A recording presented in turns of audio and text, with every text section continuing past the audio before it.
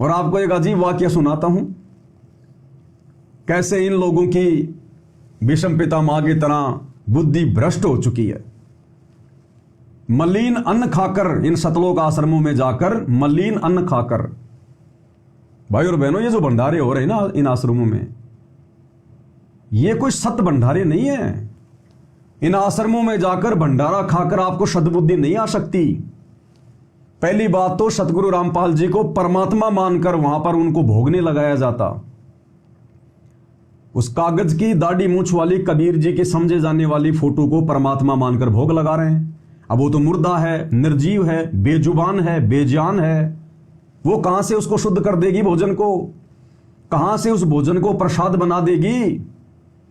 जो फोटो ना चलती ना बोलती, कुछ नहीं करती वो। तो पहली बात तो इनका भंडारा सफल नहीं, इनका भोग संपूर्ण नहीं। दूसरी बात भाइयों और बहनों, मर्यादा में कोई नहीं है, यह आप और हमें अच्छे से पता है।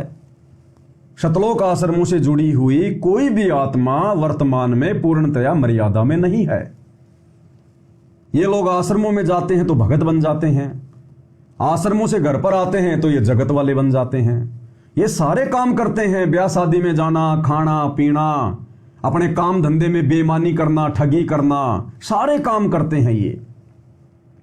और फिर वहां जाकर ये दान भी करते हैं, वहां जाकर ये लोग दान धर्म भी करते हैं। कोई ज्योति करवा रहा है, कोई पाठ करवा रहा है, तो इनकी मर्यादा तो है नहीं। हर प्रकार का ये काम धंधा कर लेते हैं। उस काम धंधे में कोई नेक नीति नहीं, कोई ईमानदारी नहीं। 2, 4, 5% भगत अगर ईमानदारी से भी काम कर रहे हैं तो मिक्स तो सबका हो रहा है वहां पर। अब एक व्यक्ति तो ऐसा है, हमने यहां देखा जयपुर में, दीपावली के दिन वो गन्ने बेच रहा है, रोड पे खड़ा होकर रुक के मार रहा है, पूजा के लिए ले जाओ गन्ने, ले जाओ गन्ने। और मैंने आपको दीपावली के समय एक वीडियो बना के दिखाया था किस प्रकार से वो रंग बेच रहा है, वो पटाखे बेच रहा है। तो है कोई मर्यादा? है कोई नेक नीति की कमाई? और यही पैसा ये लोग फिर जाकर दान पेटी में डालते हैं। इसी पैसे से फिर वहां पर लड्डू जलेबी और बर्फी बनाई जाती है। तो वो अन्न खाकर सद्बुद्धि नहीं आ सकती, दुर्बुद्धि ही आएगी, दुर्बुद्धि। तो उस भंडारे से, अब ऐसे तो बहुत सारी घटनाएं घटती हैं, बहुत सारी, लेकिन मेरे सामने 1-2 आई इसलिए मैं आपको बता रहा हूं। अब उधर से वो व्यक्ति सतलोक आश्रम में 3 दिन रह के अपने घर वापस आ रहा था, 3 दिन का भंडारा करके वहां पर, और साथ में 2-4 भगत भी आ रहे थे उसके।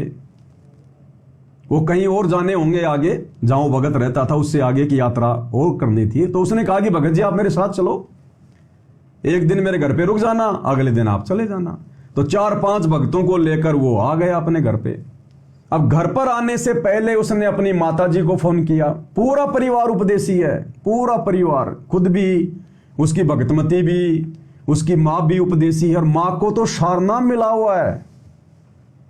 तो उसने अपनी मां को फोन किया कि मां, कुछ भगत मेरे साथ में आ रहे हैं, भोजन भंडारी की व्यवस्था करना। ठीक है भाई। और बोले मां गट्टे की सब्जी बनाना, गट्टे की सब्जी। गट्टे होते मैदा वादा को बहुत पता नहीं कैसे कैसे करके छोटे छोटे पीस करके, उसमें टाइम लगता है, बेसन के गट्टे। बोले मां बेसन के गट्टे की सब्जी बनाना, भगत जी आ रहे हैं। तो मां ने कहा भी ठीक है आ जाओ। अब मां ने सोचा कि भाई बहुत टाइम लगेगा बेसन के गट्टे की सब्जी बनाने में, तो वो तो पहले से तैयारी करनी पड़ती है, 3-4 घंटे पहले पानी पूनी में भिगोना और फिर करना वरना। तो मां ने सोचा कि कोई बात नहीं, भगत ही तो हैं, सब्जी तो बनी हुई है घर पे, रोटी बनी हुई है, और बना देंगे, खा लेंगे। अब वो बेटा उन भक्तों के साथ में घर पर आ गया, और घर पर आने के बाद में रसोई में जाकर बोला मां, हाँ, बोला गट्टे की सब्जी बन गई। बोले भाई गट्टे की सब्जी में तो बहुत टाइम लगता है, और तुम तो अभी आने वाले थे, तूने तो स्टेशन पे आके फोन किया। अब वो भगत अपनी मां के साथ में इतना लड़ा, इतना झगड़ा उस बेसन के गट्टे की सब्जी को लेकर कि तूने बनाई क्यों नहीं जब मैंने कह दिया था। और उसने रात को ही अपनी मां को घर से निकाल दिया,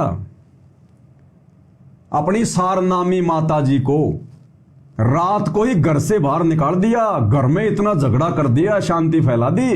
बोला जब मैंने कह दिया था कि बेसन के गट्टे की सब्जी बननी चाहिए तो क्यों नहीं बनी। और अपनी सारनामी मां को घर से बाहर निकाल दिया, लड़ाई झगड़ा करके, धक्के मार के। वो मलिन भोजन खा के आया था उन आश्रमों से, दुर्बुद्धि का शिकार था। ये हाल है इन आश्रमों वालों का। और परमात्मा क्या समझा रहे हैं कि कुत्ता हूं गुरुदेव का और मोतिया मेरा नाम, गले प्रेम की जेवड़ी जहां खेचो ता जाऊं मैं। और तो करो तो बावड़ू, दूर दूर करो तो जाऊं, और जो राखूं त्यों ही रहूं, जो देवो सो खाऊं। और हम क्या कर रहे हैं? मालिक कहते हैं जो राखूं त्यों ही रहूं हमरा के चारा, और खाने जाद खरीद हूं मैं गुलाम तुम्हारा। हमें दास की परिभाषा बताई गुरुदेव ने कि दास क्या होता है, कैसा होता है। खाली नाम के आगे दास लगाने से बात नहीं बनेगी। गुरुदेव कहते हैं दासा तन नेड़े नहीं, नेड़े यानी नजदीक, कि दास भाव तो तुम्हारे आसपास भी नहीं है। और नाम धराओ दास, पवन दास, फलाना दास, और दासा तन तुम्हारे आसपास भी नहीं है। दासा तन नेड़े नहीं, नाम धरावे दास, और पानी के पिए बिना कैसे बुझेगी प्यास। अरे मर्यादा में रह के भक्ति किए बिना, गुरु के वचनों को आत्मसात किए बिना, भगत के 16 श्रृंगार धारण किए बिना तुम दास भाव में कैसे आ सकते हो? नाम के आगे दास रखवा लेने से कोई दास नहीं बन जाता। अब्राहिम सुल्तान को उदाहरण दिया गुरुदेव ने। अब्राहिम सुल्तान बहुत बड़ा राजा था, लाखों की संख्या में दास और दासियां रहा करती थी। तो एक बार ऐसे कोई दास लाया था वो, तो उसने दास से कहा कि भाई दास तू क्या खाएगा? तो उस दास ने हाथ जोड़कर नीचे गर्दन करके अधीन भाव से कहा कि हे मालिक, दास की कोई इच्छा नहीं होती, मैं आपका दास हूं, आपका गुलाम हूं, मेरी कोई इच्छा नहीं है। जो मालिक खाने को दे देगा वही दास को सहर स्वीकार्य है। अब्राहिम सुल्तान बड़ा प्रभावित हुआ उसके दासातन से, उसके अधीनी भाव से। फिर अब्राहिम ने कहा कि भाई तू क्या पहनेगा, तू कैसे कपड़े पहनेगा? उसने कहा कि हे मालिक, दास की कोई इच्छा नहीं होती।